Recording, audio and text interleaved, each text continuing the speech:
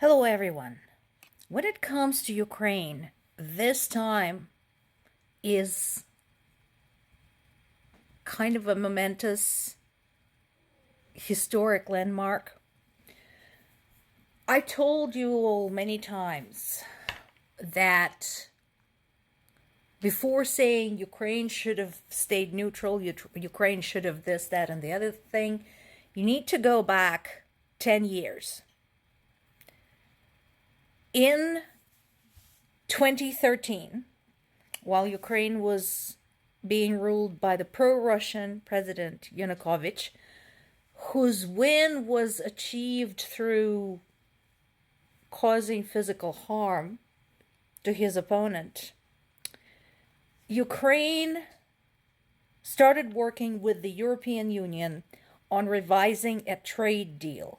Notice, and I've reiterated it many, many times, not joining EU, not inviting EU troops onto Ukrainian territory, nothing like that.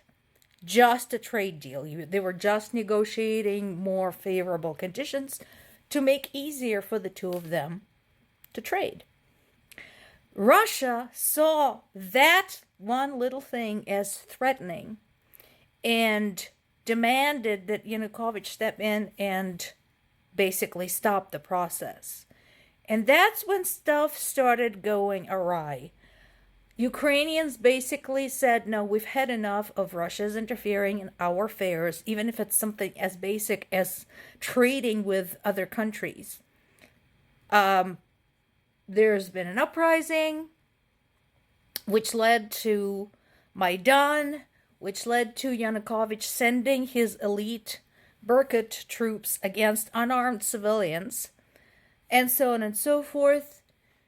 Yanukovych was overthrown, but then in March of 2014, some months later, Russia annexed Crimea, and Russian militants entered Ukrainian southeast in the Donetsk-Luhansk region.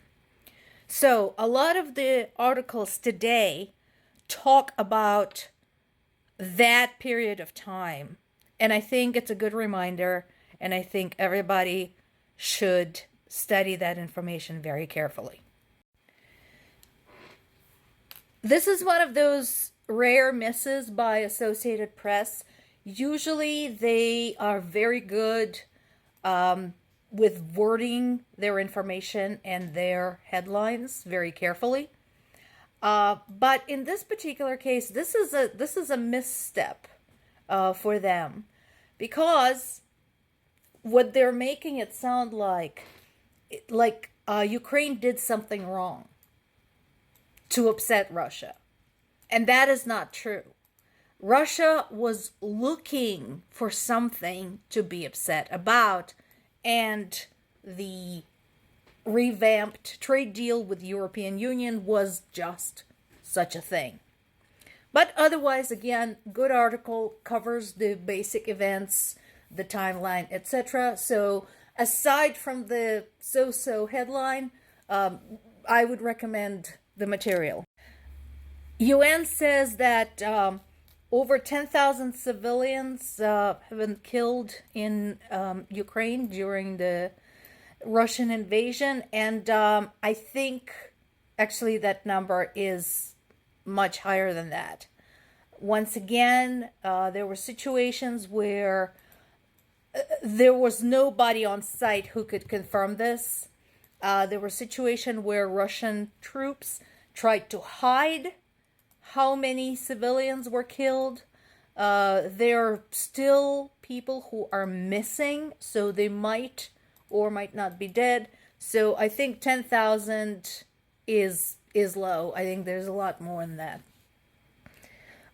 And again, good to see that while US is getting its shit together and can't seem to do so, other allies are understanding the seriousness of the situation.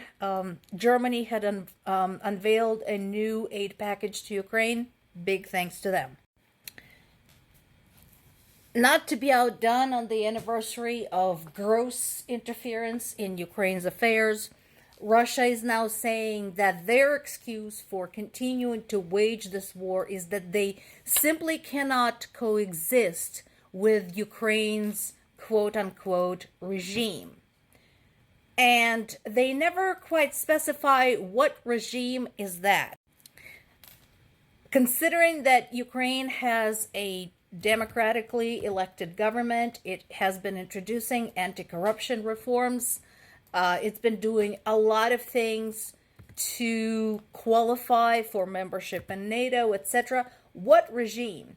Now, among some of the ridiculous things that Russian government, pundits, and mass media have been spreading, they're saying that Ukrainians are fascists, that Ukrainians are Nazis, including Ukraine's President Zelensky, who might be many things, but how can he be a Nazi? He's Jewish.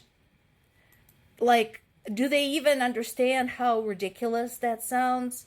They have accused NATO, of course, of being the culprit behind Ukraine. They cannot conceive that people of Ukraine are capable of thinking for themselves, and that their decision to resist Russia, to resist Russian invasion, is their own. They didn't need to have anybody's permission. They didn't need to have anybody's instructions how to do that. They simply want to be left alone and don't want their land invaded. Apparently, Russians can't seem to comprehend this, and so they continue saying all of these horrible things. In better news, the orphaned Ukrainian teenager who was forcibly removed from Ukraine during the occupation of Mariupol has finally been returned home. And again, his behavior and his actions go directly against the claims of Russia's so-called children's rights advocates. I actually reported on the story of this boy several days ago, and among other things, this boy, after he has been captured and moved to Russia against his wishes, tried to escape and very nearly succeeded. He was detained by Russian border patrol at the border. So he very nearly succeeded at crossing the border. Can you imagine this? He should be at school. This boy should be at school, and this is what he had to go through. And that's for all of Russia's claims that they're there to protect Ukrainian children and so on and so forth. But I'm glad the kid's home. I'm glad he has some family members, some relatives with whom he can stay. This is a small success, but a success nonetheless.